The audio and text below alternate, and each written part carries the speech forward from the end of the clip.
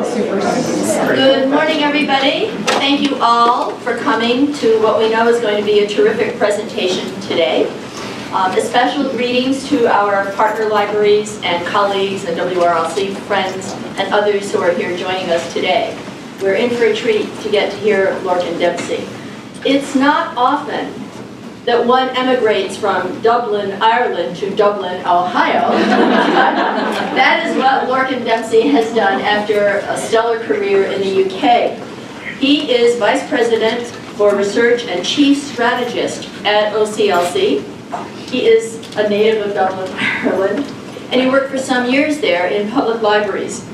Before he went to OCLC, he headed up National Information Services in the UK, and with the Joint Information Systems Committee that we know of as JISC. Before that, he directed a national UK research and policy unit at the University of Bath. He's currently a member of the Cambridge University Library Visiting Committee and a member of the advisory board for CISTI, the Canada Institute for Scientific and Technical Information. In 2010, he received the National Federation of Advanced Information Services' highest honor, the Miles Conrad Award. We're delighted that he will be here, that he is here today to give us insights on what's happening in the world of information and technology. Please join me in welcoming Lorcan Dempsey.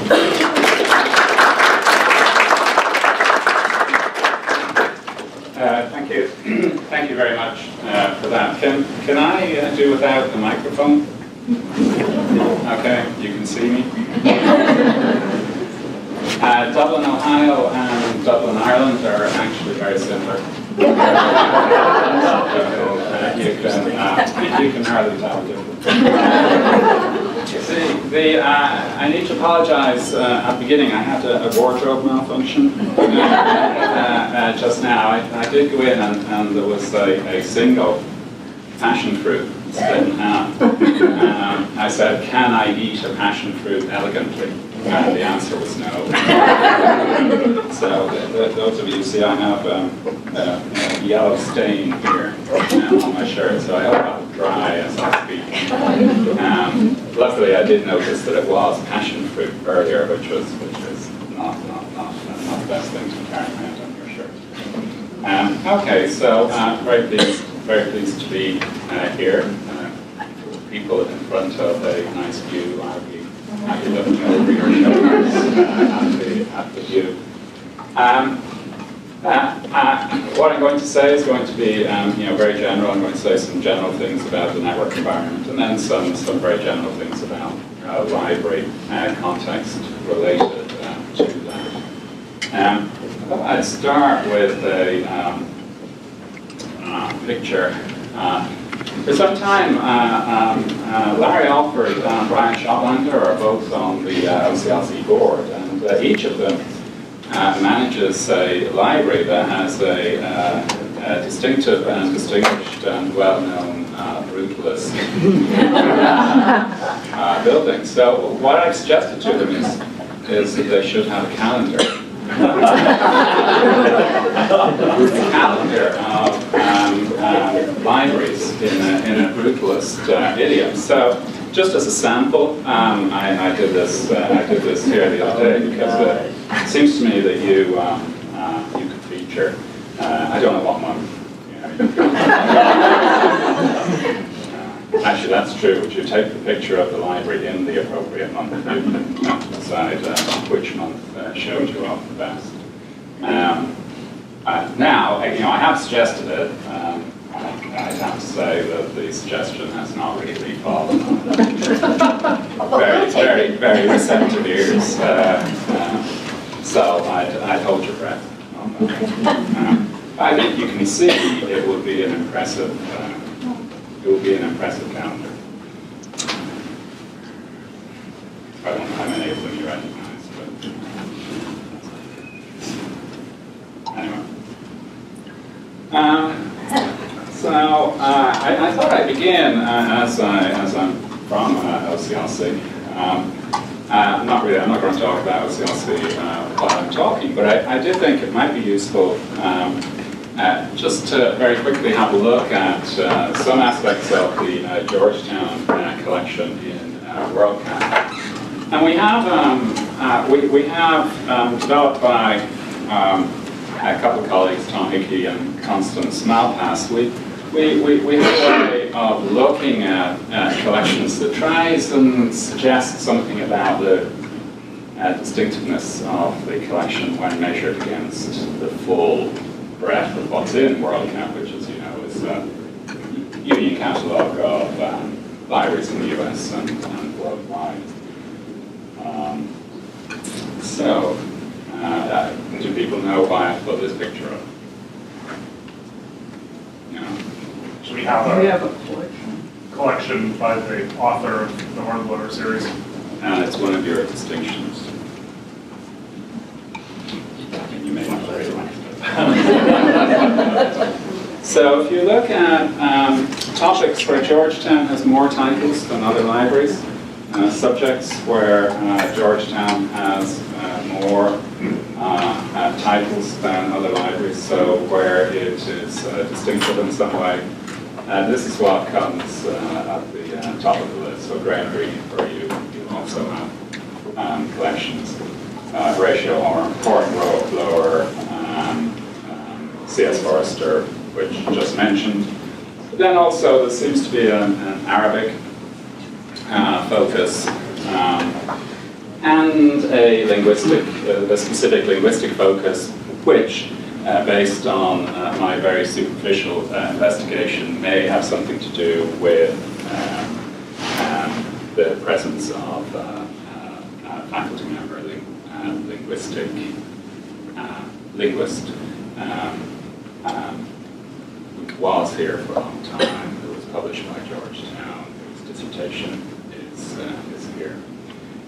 So in looking at the subjects where Georgetown has more, and obviously this could be a longer list, but this is what comes up to the top of the list. When we do this with collections, sometimes it's a complete mystery to people, why it turns out, it was a donation. I was in an Australian university and they had English sanitation or something, English sanitation engineering at the time. And it turned out they got a big microfilm collection from some English local authority or something because of some person's interest, but it was certainly not something that they. Sometimes it actually gives very nice snapshots. So I don't know. I don't know how it does for Georgetown. Now the names that you have here are a clue to, so these are the actual names, the creators, the authors, where Georgetown has more presence or titles or some way distinctive, and you can see again Graham Greene and C.S. Forrester, and then some local, some very specific Georgetown things, Arabic connection again. I gave up before I looked up who John Hughes was. I don't know which John Hughes this was. I don't know whether it's a John Hughes that is known to anybody in the audience.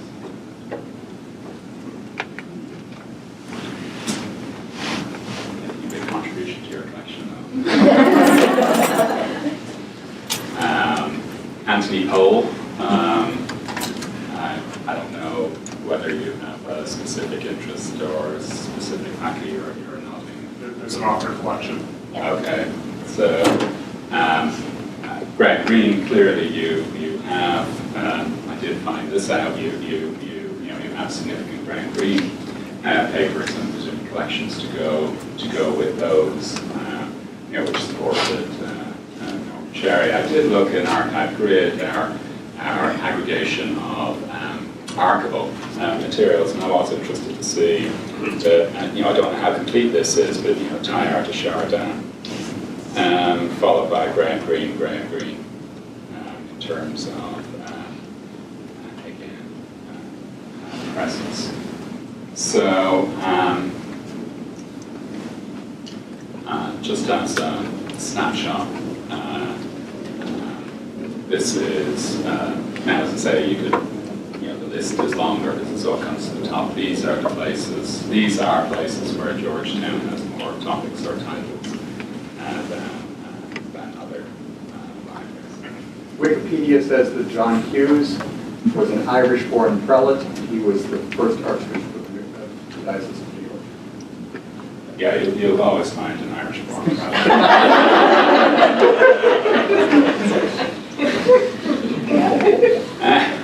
I was in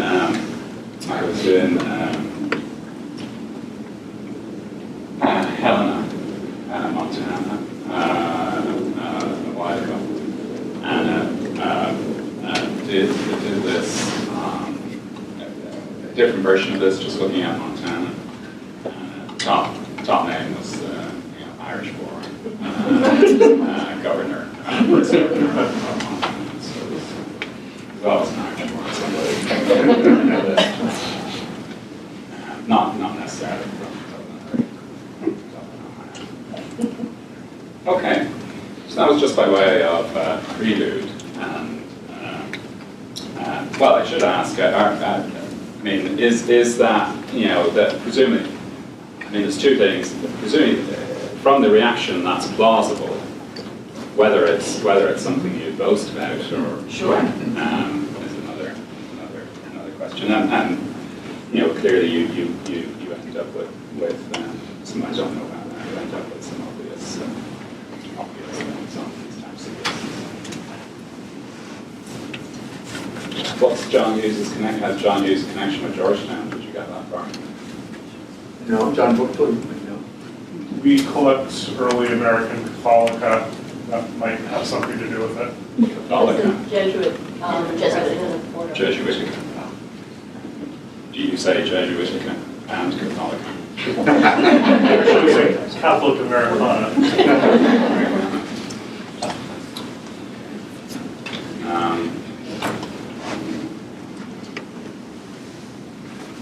So yeah, I mean, it makes sense from that point of view.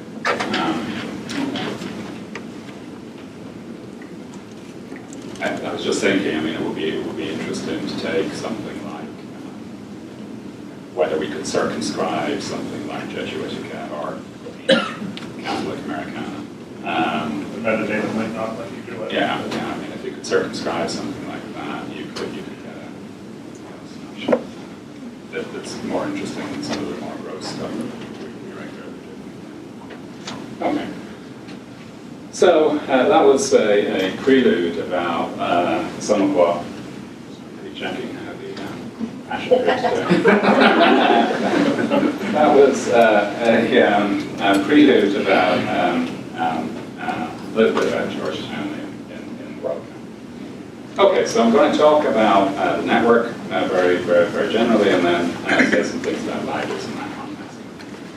So, I'm used to a network environment, and I think one of the main characteristics of our experience of the network is that we have large gravitational hubs. When we talked about the network a few years ago, we talked about sharing, democratization, and that has happened. There's a dispersal. People can create things. People can make things available. It's much easier to comment, to be visible, to be seen. At the same time, though, I think the dominant characteristic of what's happened is our network use is dominated by large platforms, large services with strong gravitational hub features. The impact of Google Scholar in our own domain, I think, is quite interesting from that point of view. So network actually favors scale. So you have platforms concentrate data, community network form around a platform, network effects are central, and that's partly what drives this dynamic that as a service emerges, there is an appeal to going where the other people are. So this means that the sort of rich get richer in this network environment, these gravitational hubs. Social and analytics are central. They want to provide a personal experience to allow recommendation and other things. But analytics, the data that gets driven, if you think about Amazon wants to be your best friend, and it wants to send you emails that really show that it understands your innermost desires that will translate into sales. And how And to be fair, Amazon recommendations are actually quite often very good. But Amazon basically wants to collect as much data about you so that it knows as much as it can about you, so that it can anticipate what you will want to buy. I mean, there was very interesting news a while ago about a patent they had. What they want to do is to be able to send stuff to apartment blocks and things before it's actually ordered. But they can anticipate that somebody in the apartment block is going to want it, so that if they send it, they'll get it there even quicker. But then it will, I don't know how to get the address on it, if it's already in flight, but probably a drone. They also have very strong SEO, search engine optimization, partly because they're central in this way. So if you think about your network use, Wikipedia, Google Scholar, Google, Amazon, characterizes the use.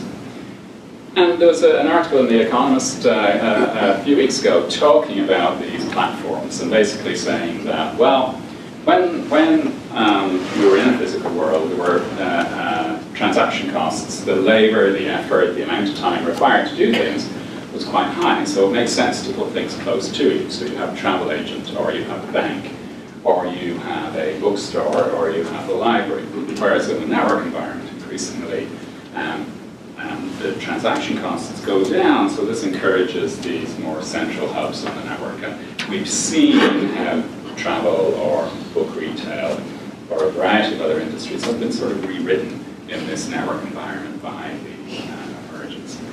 Now, it's not that necessarily some things go away, although a lot of bookstores have gone away, but you have this thing on the web, and then you have maybe a focus on curation, on community, on outreach, to counter that.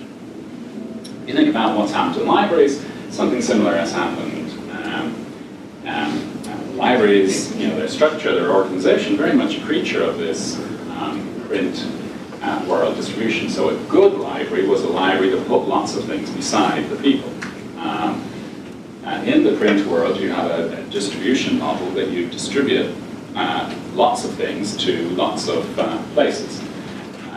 And to be as efficient as possible, to allow people to have as much access as possible, to as much as possible, you would put big collections near, and that's why you had things like the ARL Statistics. A big library was a better library because it had lots of stuff in it, because the faculty and students could find what they wanted close by. So, now in the network world, of course, that dynamic changes. In the print world, it means that everybody will have a collection, everybody will have a system to manage the collection, everybody will have all the infrastructure that's required to do that. And what we've seen happening over the last while is that some things basically end up being shared, if you like, between the institution and the network, or a network environment. So cataloging, resource sharing, whether it's using OCLC, whether it's using a variety of public European Union catalogs, whether it's using Australian national library infrastructure, whatever. The libraries have collaboratively sourced a cataloging environment, and they share effort. So it's sort of moved, now we'd say, into the cloud or out in the network. Same thing happened in a different way, in a different business environment with different players with, e-journals. That library would have all the journals that they want locally in print. The model now is that you license, effectively what we've now called cloud-based journal collections. Whether it's from particular publishers, whether it's from aggregators, a large part of the electronic information is licensed from external providers. And this means, although it may not seem that way, that the cost of doing this, the effort that's spread across many libraries, there's not an infrastructure per library, there's an infrastructure that libraries access. Shared print, I think, is quite interesting, and clearly there's infrastructure here for that. One of the things that we're especially interested in, we've done quite a bit of work on recently, over the next 5 to 7 years, what proportion of, say, research libraries, collective collection, aggregate collections are going to move into shared management in some way. And, looking at what's happening at the moment, a large proportion is going to move. Now that's sort of like putting it in the physical cloud, but it's very similar. And if you look at pictures of dense storage for books, and then you look at pictures of Facebook and Google, they're almost the same, because they're all these big stacks with racks and metal grills and things. So, but in a sense, the move that we're seeing now towards shared print is like, and my colleague Constance Malpass had a report where she talked about the cloud library, but she meant consolidating print collections in various shared arrangements. Discovery, clearly, we're in the middle of discussion about discovery, and people are getting discovery layers. Summa and EDS, Primo, Lorcan Local. If you look at the discovery environment now in a variety of libraries, if I go around a range of research libraries and do a search for Lorcan Dempsey, I'll have the same article, some irrelevant article from 15 years ago that I've forgotten about on top of all the searches, because they're all using, well, on top of all the Primo searches, and I'll have a similar one on top of all the EDS searches, and another one on top of. So libraries are beginning to, with so-called web-scale discovery services, beginning to move to a situation where they're licensing central indexes, which are provided by a range of providers, and they all now that's something that's underway. That's we'll have to see how that goes, but the current environment is a lot of research libraries are basically interacting with one of 3 or 4 central indexes and getting much the same results. Then clearly, what they have available locally or their facilities for getting other stuff, but the discovery element is quite similar. So, and that's why they're called web scale, because they've effectively moved to the cloud. They've got over the meta search, so moved up. And we can see this happening with a variety of other areas. So, just putting those examples in, you've got cataloging, e-journal, shared print, the web scale discovery. I mean, a very good example at the moment is antitrust. So, 10 years ago, libraries would have said, I'm not sure we want to have a shared antitrust. We want to do this ourselves. We have great technical staff. We have wonderful collections here. We're very special. We've got views. We need our own repository of digitized books. Well, today, people may be doing that to some extent, but really, there's quite a shared activity around antitrust, recognizing that there is value in the scale that doing it together provides. Now, the scale from a variety of points of view. One, from a cost point of view, it's more cost effective, if you like, to have one set of technical infrastructure that does backup and gets replicated and does all the things, that has one set of, a shared set of people looking at policies, has a shared set of people looking at the bibliographic infrastructure, rather than doing it at each of the individual things. But then also scale in the sense of having some gravitational attraction on the web, being a place that's got something interesting and where you can begin to do things with, in the fullness of time, thinking about the stuff that's happening in the antitrust, research center, having that scale. So this has become to be seen just to be a more sensible way of doing this than everybody doing their own. And I think that's a shift in this way, because 10 years ago, 15 years ago, that might happen. So libraries, have in this networked world, effectively, because the transaction costs are produced, effectively begun to use a variety of external platforms and build services on top of those. And sort of begun to think about, well, do we all need to do this and this and this and this? Now, clearly people have long ago accepted they all didn't need to catalog everything. We still have more labor involved maybe in creating knowledge bases. Everybody doesn't have to locally load e-journals or abstracting and indexing databases. They're licensed from a third party. Now, there is a collective responsibility for preservation that is exercised in a different way. And libraries are beginning to think about the software infrastructure and the collections. What should be done locally? What should be done in a shared environment, in a cloud, in a collaborative, with a third party? So you could say that a part of library infrastructure is moving to the cloud.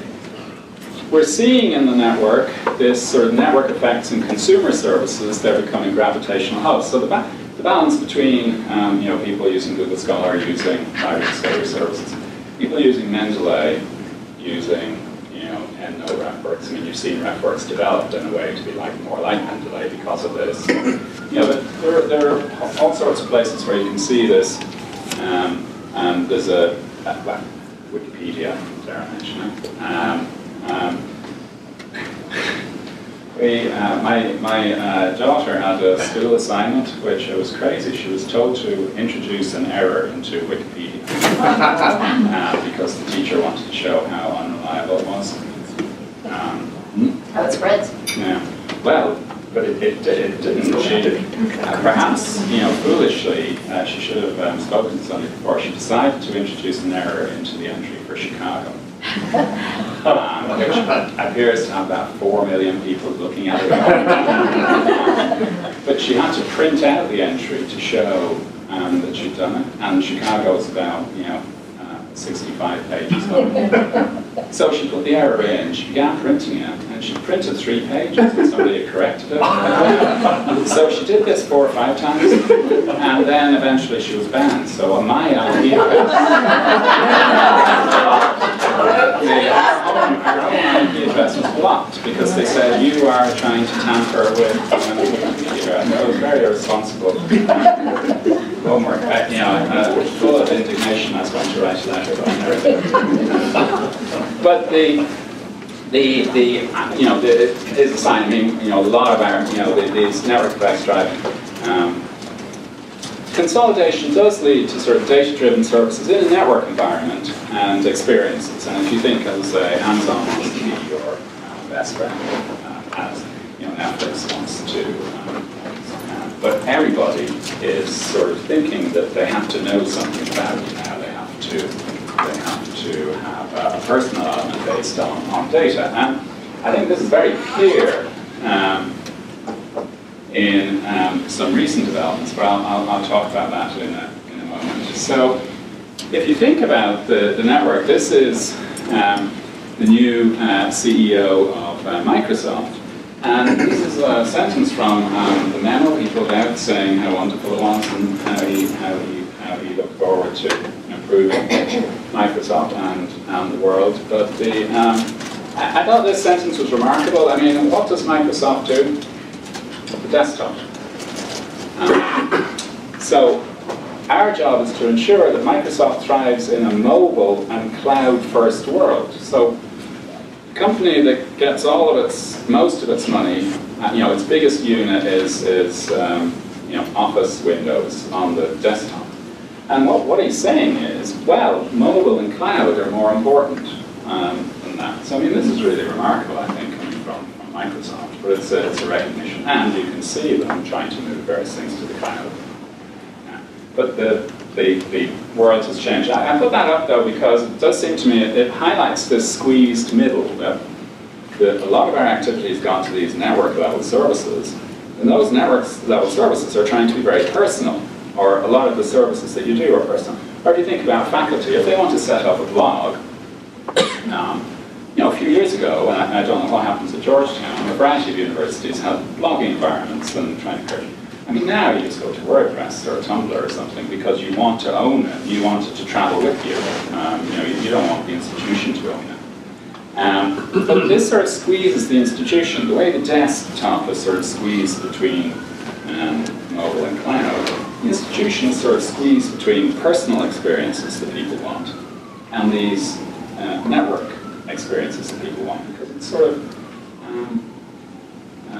you can create your collection in Mendeley and it can go with you. You create your collection somewhere else and it mightn't, you leave the institution and it's gone.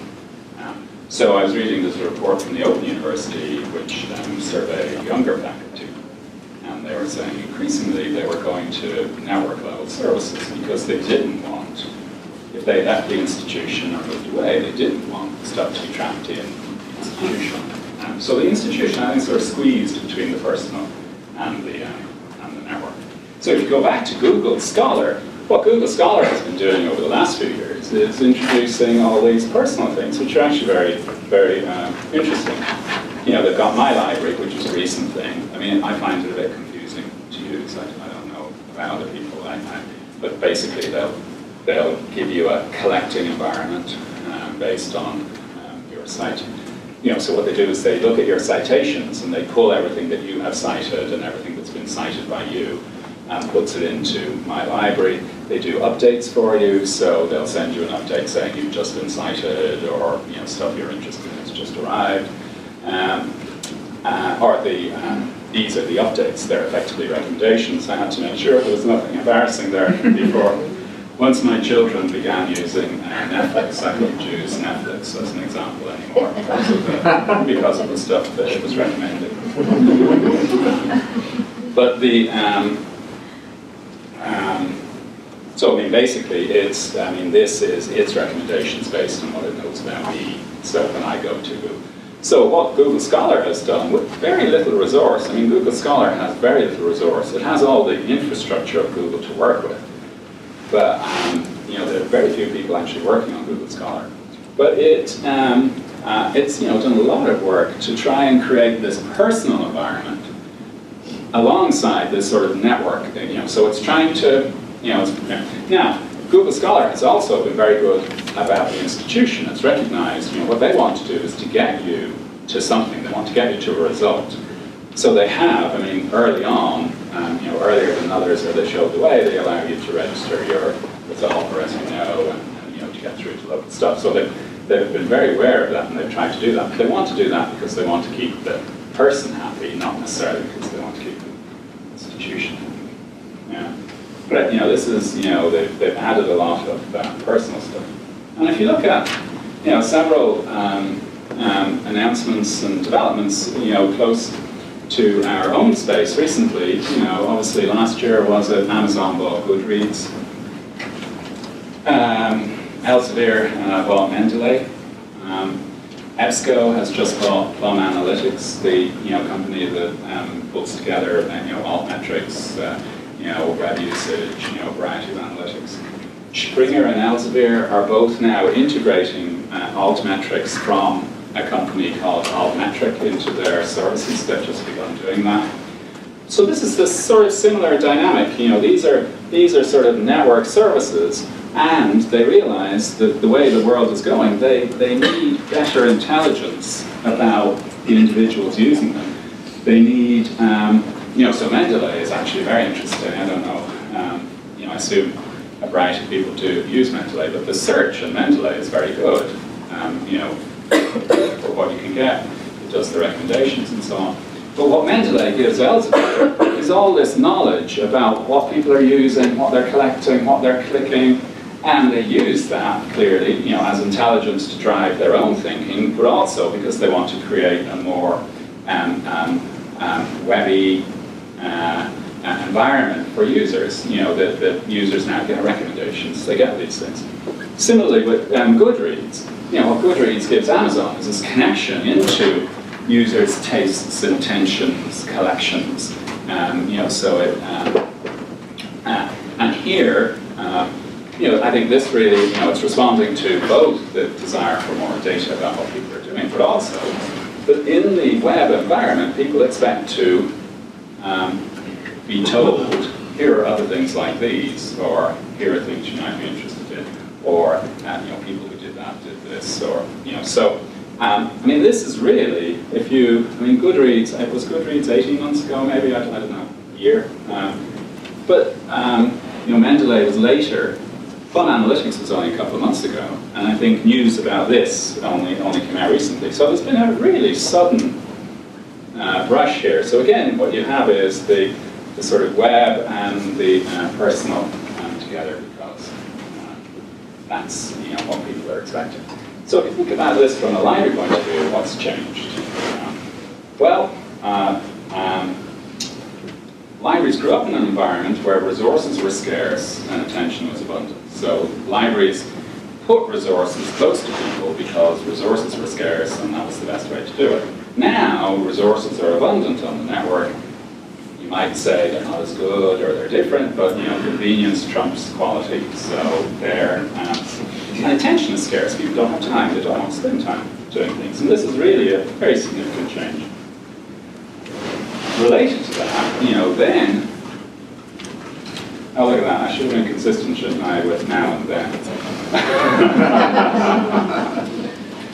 How am I doing here? Then high transaction costs meant putting stuff close to people.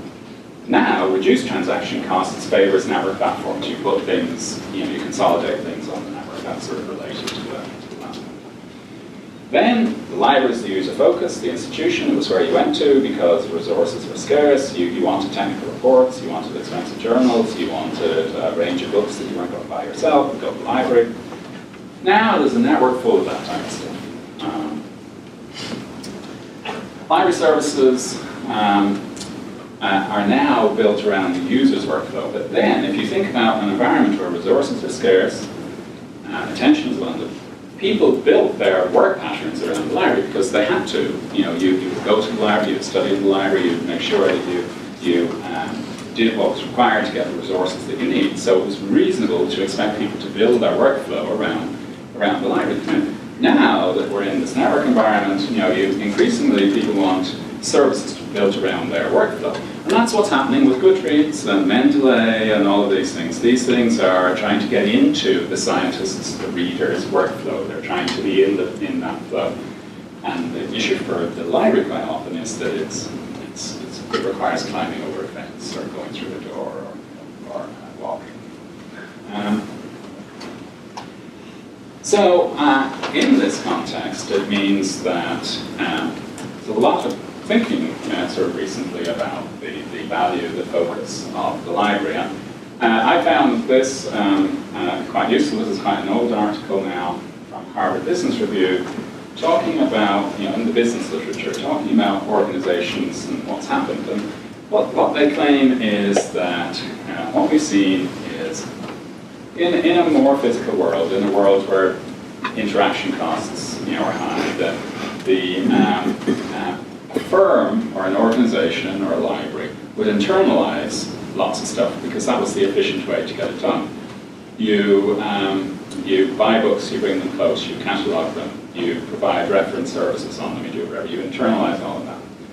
And what they say is that really most organizations, when you look at them, boil down to these three types of things. There's infrastructure that's required. So think about that in a library context, the back office capacities that support day-to-day operations, the workflows. Now, what they say is if you think about infrastructure generally, what's important for infrastructure is economies of scale. You want to do things, spread the cost over as many people as possible. You want to do things in a routine, efficient way. Then there's customer relationship management, or what I call here engagement. And there you want to interact with lots of people. You want to be able to satisfy as many needs as possible. You want to be service-oriented in a library environment. You want to attract and build relationships with researchers or learners. You want to be able to customize stuff. And there, economies of scope are important, or the ability to meet as many needs as possible, the ability to be valuable in a workflow. And then innovation, you want to be able to develop new services and have them accepted, so speed and flexibility are important. So what they say is that these three things sort of play against each other. It's very difficult to be big and stable and secure, and small and agile and responsive, and do some big things really well and do everything for everybody. So they say increasingly what's happened, and you can see this all around us, is that organizations have begun to specialize. So Apple specializes in innovation and engagement. Apple wants to be cool, build great things, but Foxconn builds them, or somebody else. Cisco is this small company on top of all this outsourced stuff. Newspapers are really in the engagement business. They want to engage communities, they want to advertise to them, they want to build communities. They're not in the infrastructure business, so many newspapers have, there's been big consolidation of how stuff is printed and so on. So you can see this all around, that people are specializing in one or two of these. Amazon is unusual. Amazon has built up huge infrastructure that it's now getting other people to use. But also it's got this big engagement business. But interestingly, Netflix uses Amazon infrastructure to deliver its services.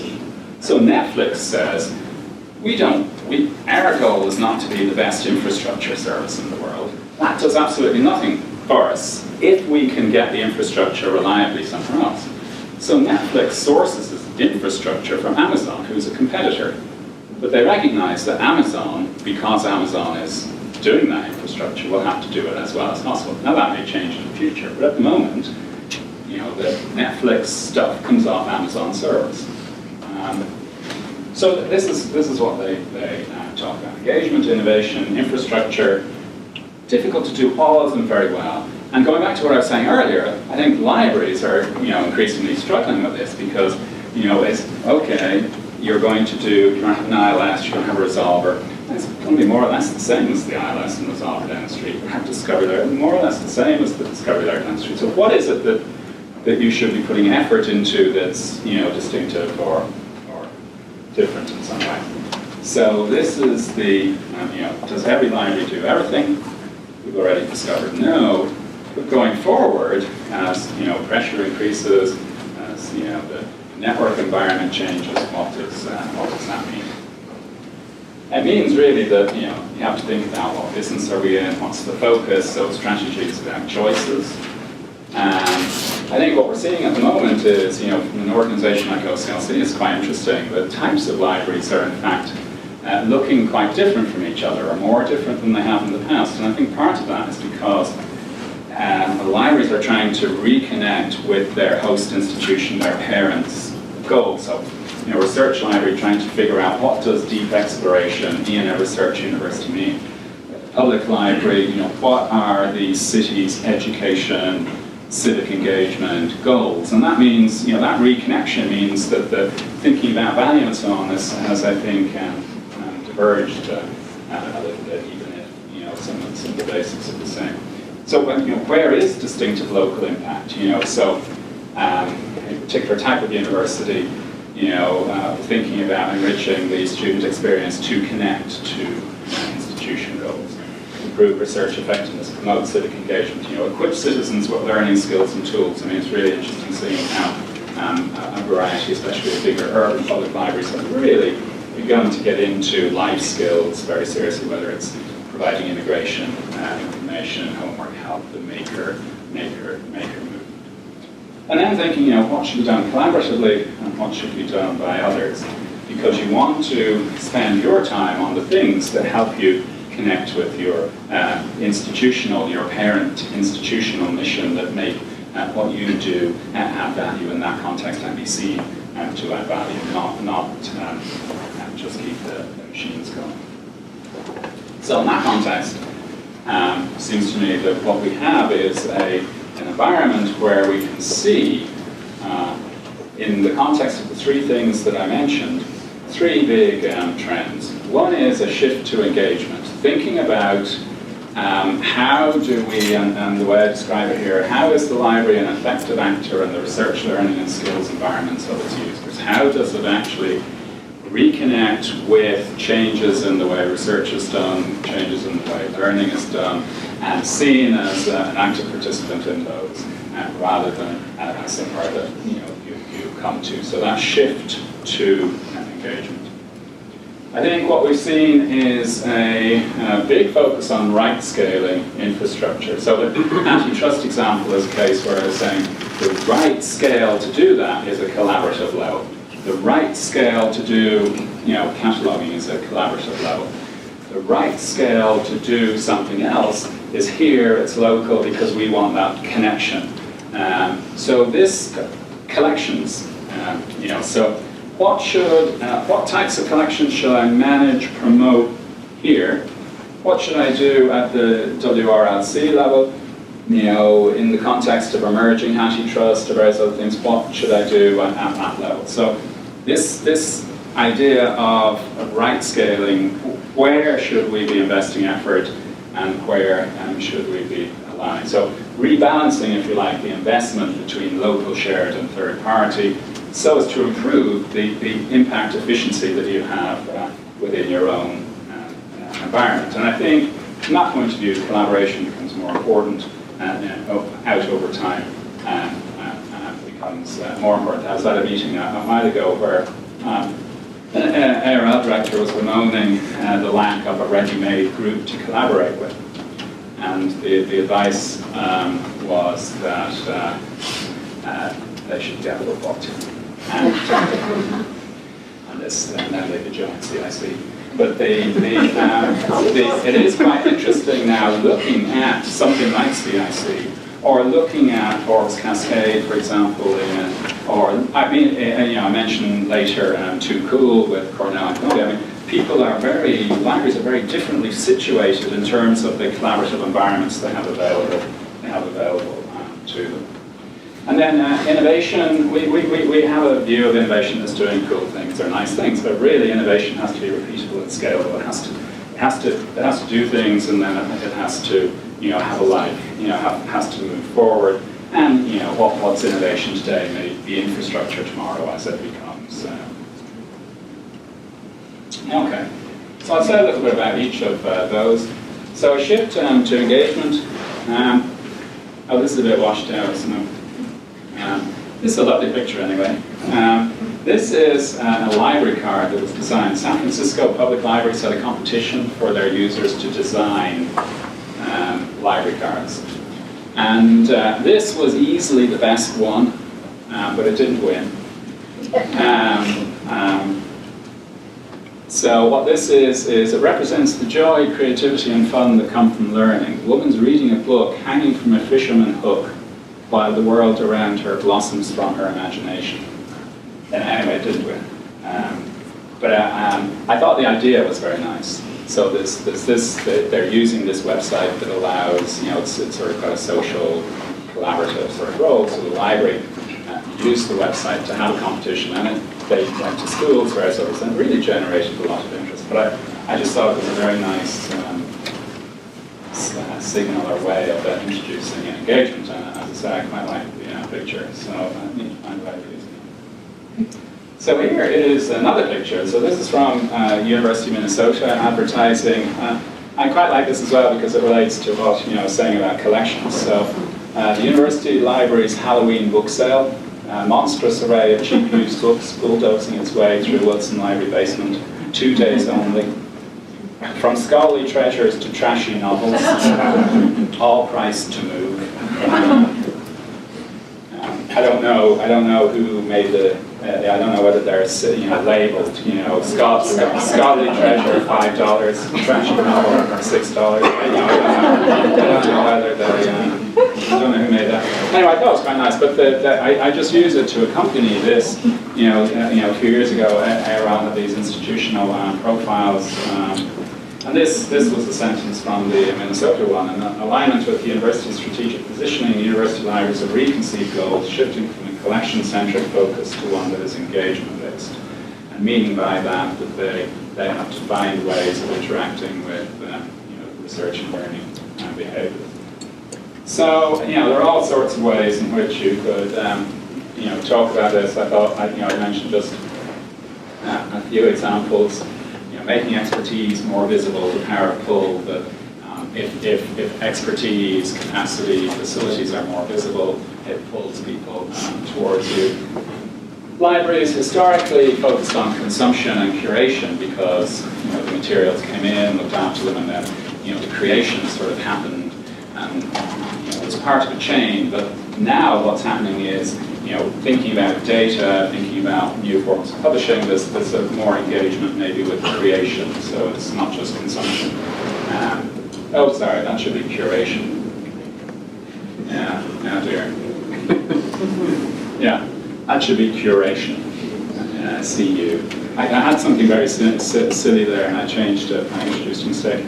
I was trying to say consumption, but I decided that didn't work. So I got rid of it, but I introduced a mistake. That should be curation. So what you want is move beyond consumption and curation to directly support creation. Reconfigured space to be very familiar, but increasingly configure around experiences, not configured around collections. And I might skip over decentered web presence, but the idea that increasingly, not only do you want people to come to your website, but you want to crop up in various places that they might be. So you might have links in Wikipedia. You have configured your resolver so they can use it. They can use it in Mendeley, Central, Google. So that type of presence. Okay, so visible expertise. There was, I think in libraries quite a strong feeling that libraries were invisible and neutral. They presented the information, but if you think about the web environment we're in, things are signed. People have opinions. You get to know people. Dan Chudnoff, who is local, had a very nice phrase: "People are entry points." We use people as entry points. If you somebody who you follow on Twitter, somebody who's on Flickr, or whatever, people are. So if the library wishes to be seen as an expert, well, then its expertise must be seen. So that's people being in committees or corridors, but also services being seen in places. And I just put up one example, which I might have to get rid of because I keep using, but it's I think it's very nice. University of Michigan index their librarians. So when you go to the home page and you do a search in the sort of umbrella search area that searches over the things underneath, this bento box result comes back. Here's the databases we have, whatever. But they also come back with the librarians that might be able to assist you. So I can't remember what's this. Anthropology. You do search for anthropology. Catalog stuff, databases, libguides, or research guides, library web pages, and here's a person that you can talk to if you want to take this further. So as you interact with the system, they put a person in that flow. They introduce somebody that you. So it's making something visible. I put this up. Discussions like this happening in research libraries everywhere. This is Kurt de Belder from the University of Leiden. But he has a library strategy. He's talking about the library becoming a partner in knowledge, and to support that, he talks about a variety of ways in which he's having to move, if you like, skills and expertise. So he talks about new areas of expertise in research support, new developments in teaching support, and they're sort of charting what types of support they can provide and looking for ways of gradually moving expertise to begin to support those things. So, but then becoming visible. So providing copyright support or GIS support in a way that is visible and goes back to the library. From curation consumption to creation curation consumption, that's blows off the tongue even better. So then, what happened was that libraries acquired external resources. They bought things, they licensed things, and made them available for use. Now, increasingly, libraries are engaging with creation, use, and sharing of resources across, the full library. And I think, you have an interesting dynamic from outside in. Buy, purchase, license, make it available. to the inside-out thing. So you've got institutional assets, special collections, research and learning materials, institutional records of various sorts, the growing interest in sort of reputation management, faculty profiles, publications, new scholarly products, publishing activity. So these are, if you like, quite different from this, in that this is about looking at stuff that's created within the institution, whether it's in the library through special collections, whether it's in a department, and saying, how do we share this? How do we push this out? How do we make this available? This is about buying licensing stuff and making it available internally. So the dynamic there really is very different. And I don't think that's quite swung into focus as a still have to do this, obviously, and spend a lot of time doing it. Spend less time doing this, but probably will have to spend more time in the future doing it. But the dynamic of each is quite different. And all sorts of examples. This is library in Lewis and Clark, Liberal Arts College in Portland.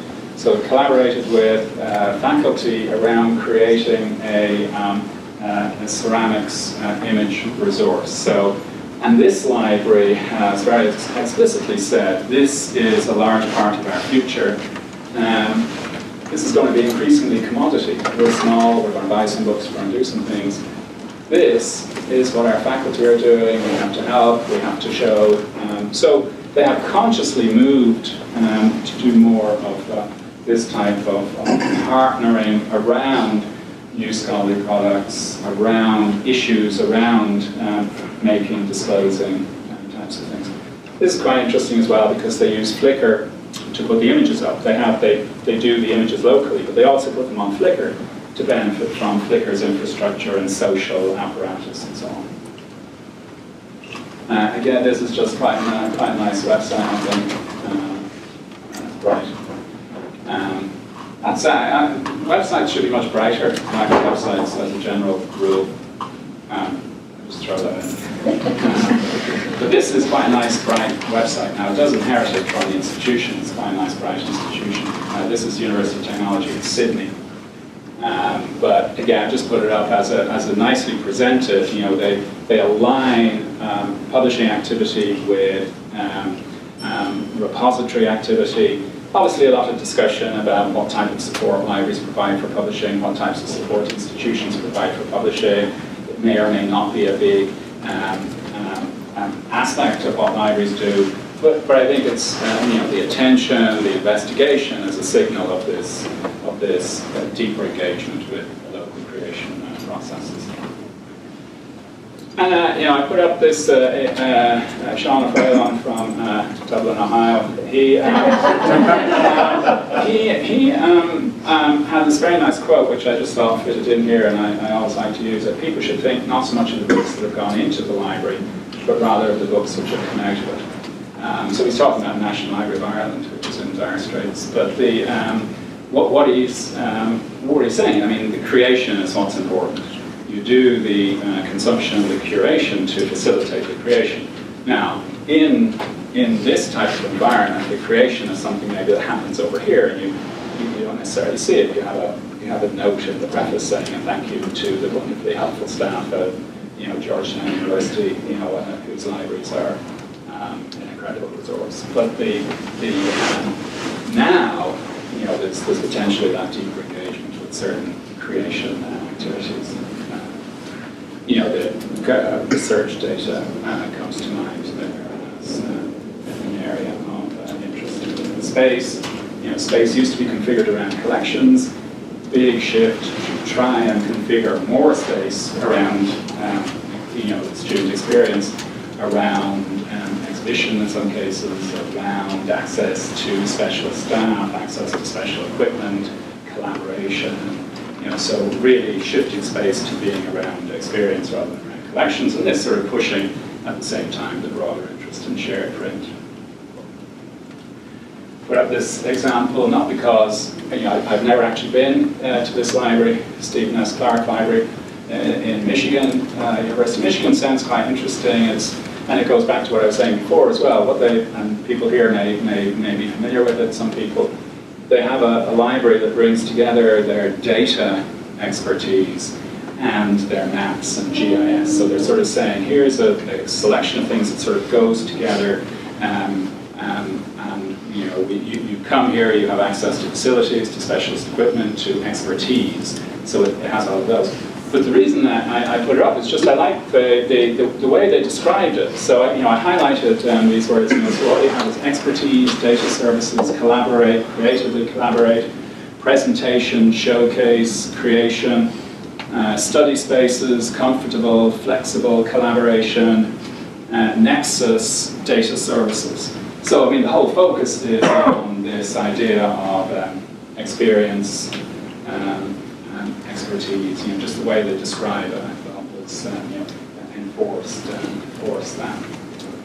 Decentered web presence. You know, discovery happens at the library. A lot of discovery happens at the library. More discovery happens elsewhere.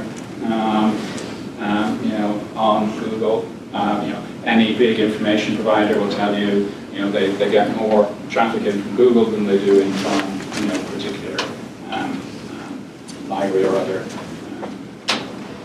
intermediate steps. I don't know whether you do numbers here in terms of where your referral traffic, your refers, you know, where that comes from, and how people get in. University of Minnesota has very interesting work looking at where people come to their website from, and you know, large amount originates outside the institution. It comes in from, you know, Public Central, from Google, from wherever, you know, it comes in. The discovery doesn't happen in the library, it comes in. But that means, you know, you need to think about being in a variety of places. And you know, we talk when social networking began, you know, oh, we have to have a Facebook page and so on. But I think really it's about this parapole being places where the potentially people come in. I put this up, it's, you know, slightly silly example in some ways, but Bowling Green has you know, focused on popular culture, image, you know, various things. And they have this sleeve-facing activity, which is really quite nice. You know, so these are library staff superimposing album covers on their well, heads mostly. I think almost completely heads. And you know, some of them are actually very funny. This is a medium funny one. But it's an example. What they're doing is they're trying to engage. They're trying to reach out and say there's something interesting here. But if you think about the amount of effort, and I think most of this tends to be pre-strategic. You know, we've decoupled, if you like, communications. You know, libraries have Flickr, blogs, Facebook, YouTube, Google, Twitter. You'd add Instagram, Pinterest, whatever. That sort of decoupling of communication has happened. Now this is from a particular UK research library that I looked at. If you look at the services that they have, you know, from a syndication point of view, they have metadata in a whole variety of services. They have it in WorldCat Archive Grid, they have it in some UK services, Europeana, European, Summon, the Discovery, ProQuest Discovery. They have a variety of toolbars, widgets, and they put data in a variety of places, RSS feeds on various of their services. So they're thinking about how do we get out, how do we push our services in various places. I think this is underestimated as an area of attention. It's sort of pre-strategic. It hasn't crystallized into a service area.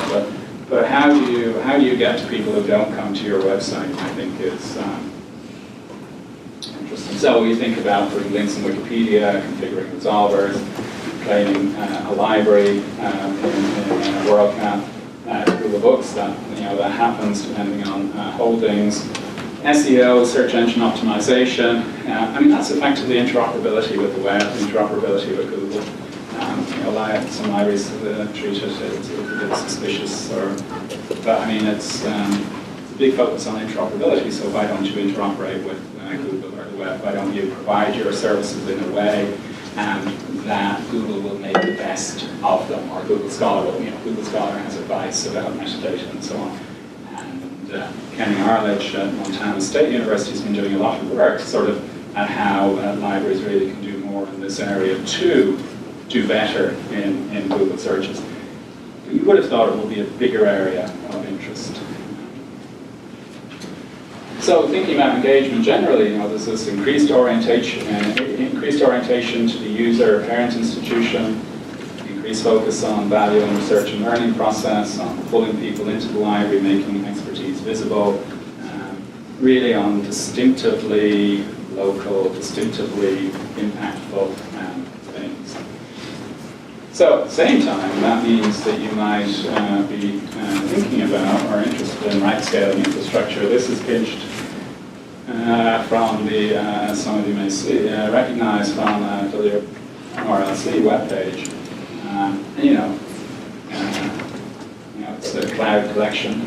You could imagine those being Google servers as well. It's the same picture.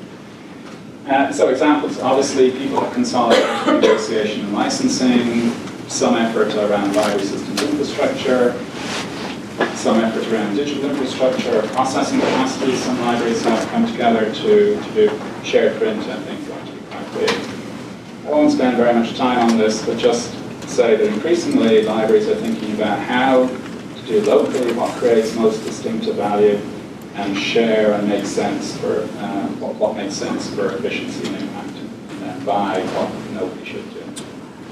So with shared print, this may be, you may resist this, but I think over the next few years we'll see that at one stage the value of the library related to the depth and breadth of the local collection. I think that's changed already, if you look at Minnesota. But I think over the next few years, the value will relate to the system-wide curation of and access to print collections that you will want, within particular groups, within particular parts of the country, within particular consortia to exercise responsibility for particular parts of the collection, because over time that may happen. Some of you may have seen this picture, which was in a report we published recently. It takes Richard, Florida has these mega regions, these regions that concentrate economic activity. The way they sort of got at them was they looked at light at night. Where have you got concentrations of light? Not in Dakota, the Dakotas, but in where you might expect. But what we did was then we looked at library collections and had to look at how do library collections distribute across the mega regions that Richard, Florida has identified. So the mega regions are identified here with these catchy names: Torvald, Chester, sounds like a bum chest, Cascadia, NorCal, SoCal, Phoenix. But what's apparent is this: U.S. extra-regional. So these circles are sort of to scale of the amount of the aggregate U.S. collection that's in these regions. This is to scale. This is the amount of collection that's not in one of those regions. So this is what's in Nebraska and the Dakotas and Iowa and all of this flyover area, I suppose. Ohio, bits of Ohio get into chai pits, as pleased to see. And you can, Illinois sort of is out here, Indiana is here, there's sort of a penumbra there, but they will be included in here. But as you might expect, if you put together California, North and South California, big presence, but, looming presence here, sort of sinking into the Atlantic over here, Boswash, and Chicago. I mean, basically, you could survive just with this. Get rid of the rest. And there's more unique stuff over here. If you look at the, say that collection was removed. How much would the whole system lose? Be much less than if that were removed. So this is really, we thought quite an interesting way of looking at the collection, but it also then suggests a way for beginning to think about the shared print discussions that we're having, and you can see that. I mean, there's a West discussion happening here, but there's also a very strong University of California related discussion. There's Orbis Cascade. There's a sort of Ontario discussion happening. There's a variety of discussions happening here. There's ACERL and others doing things down here. There's a variety of other smaller things. But we thought this was just an interesting way of saying, well, here's the here's the collection. Clearly a huge concentration of activity, and there's here. With digital systems infrastructure, then people would have built stuff, control stuff, increasingly looking to scale, HashiTrust being an example here. And, we can see a growing interest in, Orbis Cascade Alliance, I think, is very interesting because of the commitment of a large group of academic libraries, Washington and Oregon, to move to shared infrastructure, to move to, really deep sharing. Montana Memory Project in Veracruz, as I say, I was there recently, but basically a single place for a variety of digital resources throughout Montana. Montana has not got a lot of people in it, so it's easier to do in smaller places. Too Cool, I mentioned, Columbia and Cornell saying that they're going to, up to 30% of their shared resource pool. Now, Too Cool, there's a big flaw with Too Cool, obviously, and that's its name. That it's not very extensible. What if they want to add another library? Cambridge, Cambridge University Library. Anne Kenny told me that one more is okay, they could call that Trey Cool. But if they want to go to 4, they're covered. 4 Cool. 4 Cool. But the reason I think it's interesting, in some ways it's a complete outlier because it's these two mega, egos, as I say, mega libraries, and with big egos, big libraries, big collections, big faculties, big budgets. On the other hand, it's surprising because it is two of those. If they're sort of making a commitment to doing this, I think it sort of signals. And clearly, then, they're also involved in a variety of other New York arrangements, or so that you get into this right scaling issue. Who do I consort with to do what, where, and when, and with whose permission? Really quite interesting. So moving, cooperation moving from the margins, and I think if you think about organizations like WRLC, there is a sort of right scaling question increasingly. Already there's a sort of institutional versus state consortium discussion, which now will sort of play into a regional, national discussion, and maybe sometime in future global discussion. Think about HashiTrust. You think about this increasingly. There's thinking about where along this spectrum do you play for particular things. Increasingly, I think, thinking about collaboratively sourcing or buying from third parties. The digital environment that grew up, with Hydra, Fedora, DSpace, historically very much a collaboratively sourced type of environment. Will that continue that way? OCLC is sort of collaboratively sourced approach to doing something that's historically been bought from third parties. It'll be interesting to see whether that actually gains any traction or use. But as you think about new requirements, there's increasingly this, interesting questions about do you collaboratively source or buy from third parties. There's a trade-off between control and economy quite often. More control is more expensive. Not always, but there's and then new institutional context. Agreed mutual dependence on shared remote services requires a different way of thinking about things. And again, I keep mentioning HashiTrust. In some ways, you could say that's because it's the only example, but I think it's. But in other ways, because it throws up a lot of these types of issues. People are, agreeing a sort of mutual dependence on some shared remote services, which changes the way things are done. I really will finish soon. Innovation, get a bright website, and you're done. That is interesting, though. I don't know. It'd be interesting to know what proportion of libraries actually have to follow a institutional template, because I think this is a university. This is a university-wide one, but it's quite right. Right, well, I put this up because, as I said, I think they are innovative in a particular way. Now it's easier for them because they don't have a big legacy of egos, collections, faculty, and so on, because they, they're at Technical University in Sydney. They are magically in an automated retrieval storage thing. So it seems to me, thinking about innovation, I keep coming back to institutional innovation, and I'll say something about that because I think it's quite important. Enterprise versus bureaucracy, this may not be the best way of phrasing this, but libraries historically in a stable world were actually quite bureaucratic organizations. So bureaucracy is an organization that has known ends, known goals, and it spends all its time perfecting the means, doing cataloging better, doing reference better, doing, making, because the ends are known, they don't change.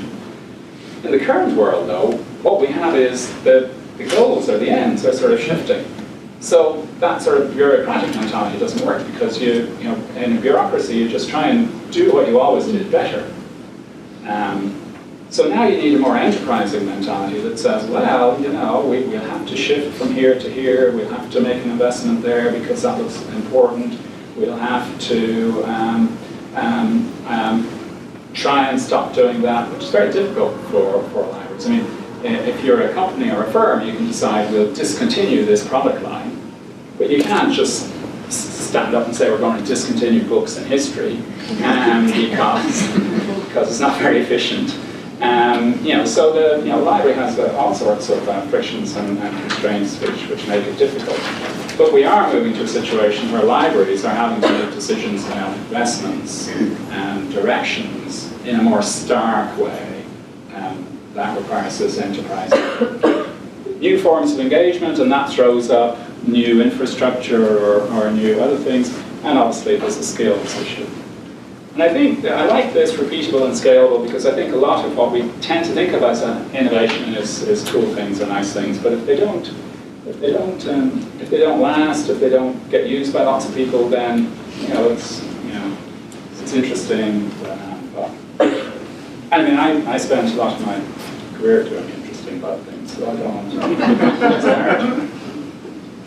So John Hagel, the person with the pie. John Hagel, actually, we are being recorded.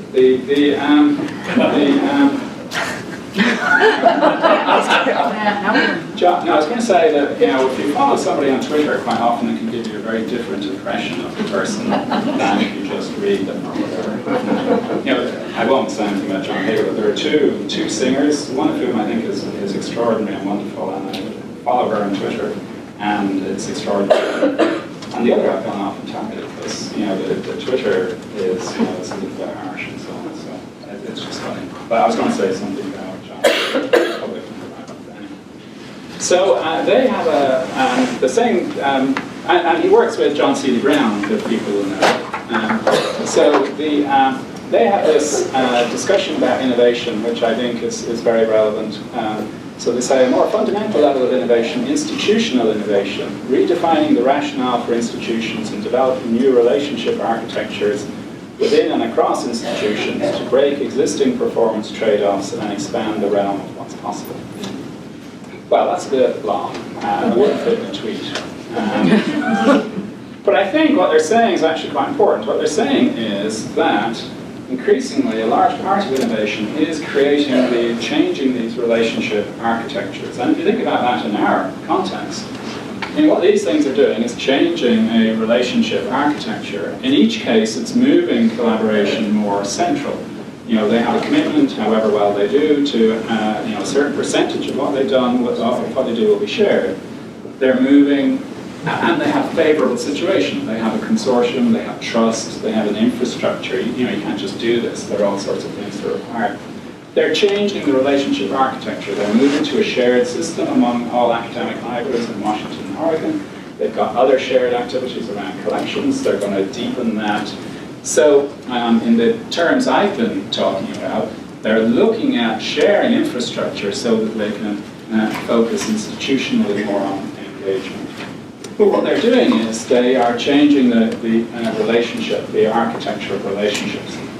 And if you think about what's happening inside libraries, inside campuses, you're seeing this sort of architecture of relationships changing to, as you think about more engagement, in a campus environment, you think about more engagement with research and learning, it means that interactions with university press, office, there are a variety of libraries now collaborating with offices of research, sponsored research, thinking about bibliometrics, impact, faculty profiles, that type of thing. More, I think, outside the US than in the US, but increasingly in the US as well. Outside the US because there are these research assessment environments. But IT, obviously, whatever the support for learning and teaching is, whatever emerging support there is for e-research or data curation, or what we used to call cyber something, cyber infrastructure.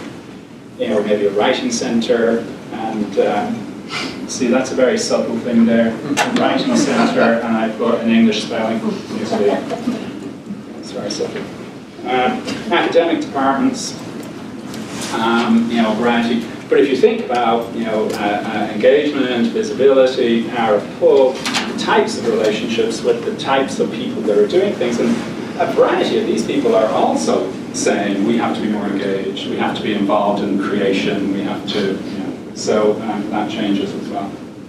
So to conclude, lastly, so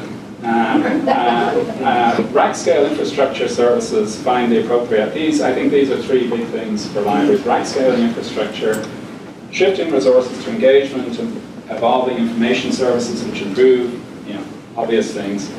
That creates new infrastructure and innovation challenges. And then internal, external, institutional innovation, building new relationships requires enterprise. So scale and infrastructure, shift to engagement, and thinking about innovation in this institutional way, I think are the three big challenges I would identify. I'll finish with another Irish quote as we started with Dublin.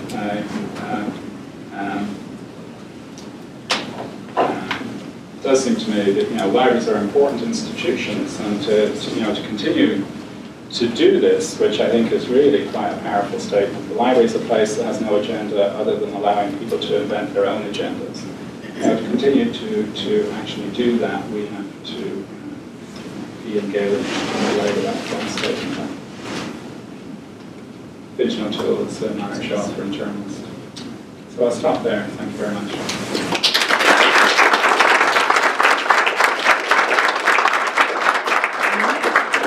I can report that I'm dry but stained. Dry but stained. The story of my life.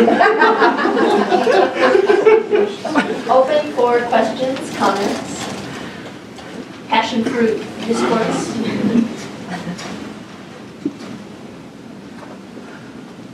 More passion, less food.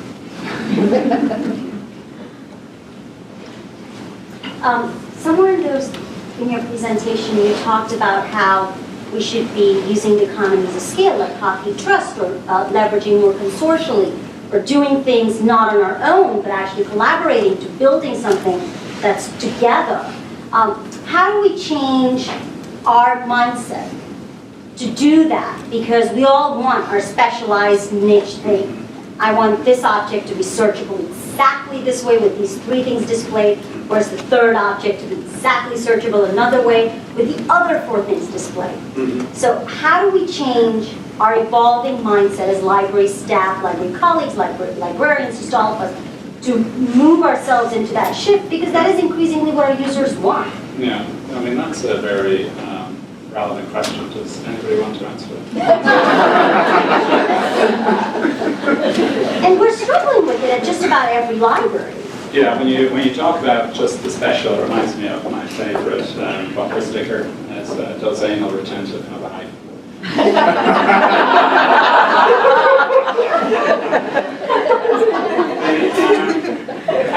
I think it is very difficult. And before coming to it, I think it's also very specific to individual libraries. Just to take the example, I like Orbis Cascade because it fits my story, if you like. But also, they have a history of trust and collaboration. They have an excellent person pushing their shared activity. So as they sort of develop, and they're circumscribed in a way, they have geographic presence, and they have, sort of a variety of relationships, dependency, people. So I think their situation is very different than New York University, which is not in the middle of a consortial activity. It's not has a because I think if you're in an Orbis Cascade situation, there's clearly a control economy thing, and there's a danger of the University of Washington might want to do what such and such liberal arts college wants to do. But in general, they seem to have figured out a way, through some trust, some recognition that they want to reduce the burden of infrastructure so that they can do other things more easily. So I think depending on how you're located or situated, it's very different. I don't know enough about the extent to which, and I was careful not to make any assumptions about the extent to which this library or other libraries in this area would naturally consort in WRLC. It's, I was going to say something about the name, but I won't. WRLC, not to think about it, not that you're here. But the extent to which there's a foundation for doing certain things. So it seems to me there's a foundation for doing some types of things in that context, but then do you do other types of things at another level? The question though about the incentive or the motivation, is very difficult. And there it seems to me it is an issue of saying it's a value question that. In an environment where value is questioned, what are the types of things that we should be doing that are seen to be visible, valuable, and what are the types of things that are less critical that we do ourselves? And that doesn't mean that they're not critical. Obviously, it's critical to keep a system going or something else, but it's not critical that 3 people in the basement here do it. It's critical that it keeps going. So I think there's no easy answer to that. I think it's an institutional process of looking at where you provide value and then working through the changes associated with that. I don't think it's a silver bullet. One thing on local culture. That's somewhat inadequate answer. I would add to the mindset and value issue a bit. It isn't just libraries. There was a time when universities based their reputations on the strength of their libraries. And that's increasingly more difficult now because we all get the same things, particularly in the electronic environment. So what I think we can do is establish collaborative infrastructure, but our mindsets are still clinging to the uniqueness that we still have, and I will say very freely, special collections, for example, among each of our institutions will be very critical to the future. But I think also the universities and publishing will have to change and recognize what we do actually at WRLC, which is to license electronic monographs for the entire consortium, which is quite different than the way a lot of other institutions are doing things. And in that sense, I think we're trying very hard to collaborate in ways that we can and increase the reputation of all of us. Yeah, I think Rick Anderson had this thing a while ago where you have commodity versus special. It's not surprised because it's broader than special. It's also whatever research data or those other things. But I think the range of institutional materials that are important to the character in some way of the institution will need more attention. And so you've got special collections, but you also potentially have research data, you have sort of people experimenting with new scholarly products. As I say, publishing, whether it makes sense for libraries to support a lot of publishing or little publishing or whatever it is, there's an exploration to be had there. So the ways in which universities are generating creative outputs that are available, that needs help, support, and so on. And I think there's a growing role for the library there. That said, of course, what the institution may look to the library for is to make sure that they have all the commodity stuff, well provided and well sorted. So when you're talking about innovation and that innovation needs to be repeatable and scalable, how do you balance the need for something to be repeatable and scalable with the basic tenet of innovation, which means that you need to be able to play and make mistakes and try again? So where does that, how does that work together? Because if you try to scale something too soon, then it's no longer, I mean, you kind of break the innovative process. No, that's very true. I mean, you need to try things, but I think you need to stop doing them then. If at some stage, doing something interesting locally, though, that's very expensive, or if it doesn't somehow, if it can't move, then I mean, from my point of view, I'm faced with this all the time. I mean, my colleagues do various things that are wonderful, but my other colleagues in OCLC don't agree, so they have to stop doing it. From a research point of view or an innovation point of view. So I think there's a dynamic there, and that's partly though why I tried to emphasize, and it was a bit truncated and I was rushing at the end, but I do think that from an innovation point of view, we need to broaden how we think about innovation to include, if you like, a more enterprising mindset. That we have to begin to think about how we're going to create value in this environment. And that may require some innovation, which doesn't work, as you say, or doesn't quite meet where we were going. And you might say that was a noble attempt, and we were right to do it. If, we have the resources, but we really have to begin to think about something else now, because we can't get the other libraries to pick it up, or we can't do. So I think that enterprising mindset requires things to be started that don't necessarily continue. But I think the purpose of the innovation is it's partly a learning exercise. So I mean, you expect quite rightly some things not to advance, but for something to be successful, you want it to be repeatable and scalable. The other thing I think around the institution, it's not just creating cool toys. I don't mean that disparaging by cool things. It's sort of thinking about different ways of interacting, different organizational things, different collaborations. I think we ought to elevate the importance of those in some way, and that's why I think their innovation.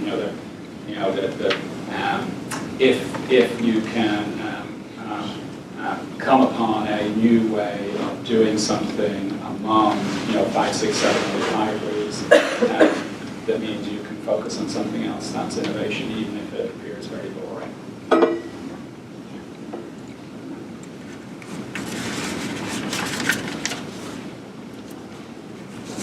In your presentation, you made a valid point about discovery. Just one.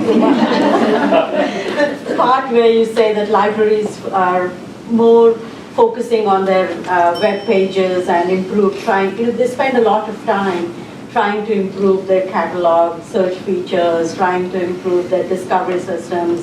There's a lot of dialogue going on. But there's very little focus among libraries is to focus on discovery happening outside. Like article being discussed on LinkedIn. And when people click on that, I should be able to read the article itself without having these barriers in between where it says you do not have access to this article. But in fact, we actually do. So I think we need to spend more time focusing on removing those barriers and trying to have seamless access, rather than spend time on our own web pages and discovery systems. Yeah. Somebody I used to work with said we should never say seamless because it's kind of high bar. Well, at least try. Well seamed was his. Well seamed. No, I agree, and I think that's why I emphasize it a couple times. I think even if it's sometimes a bit clunky, I think the configuring the resolver in Google Scholar or being able to come in from PubMed or various other things is actually very important. And figuring out how to do that more broadly, which I think relates to what you're saying. Would make a lot of sense. Now, related to that, there is, certainly various companies, other organizations do now put quite a bit of time into monitoring what's said about them on Twitter or on LinkedIn and so on. I know that sort of libraries do that a little bit, maybe not always very systematically. But I was looking a while ago to see if I could find a case where a library did more systematically try and locate references to either it or to things that were in say, Twitter, LinkedIn, whatever, just to see if I didn't see anything. Because again, the various tools you can subscribe to, I don't know how effective they will be in this case, and clearly, there's you can't do everything, and it may be quite difficult. But I haven't seen any report, if you like, on libraries sort of systematically trying to see what types of references to it or to things that might be relevant to it, where it could potentially offer service in discussions among its students or faculty. Probably quite difficult to track or capture. Certainly the linking, what we would call syndication, the ability to provide something actionable in that type of environment that will bring them to some article or something else that they're entitled to use, I think is quite important. And obviously we've gone part of the way with some of the, but not as far as was useful or could usefully become.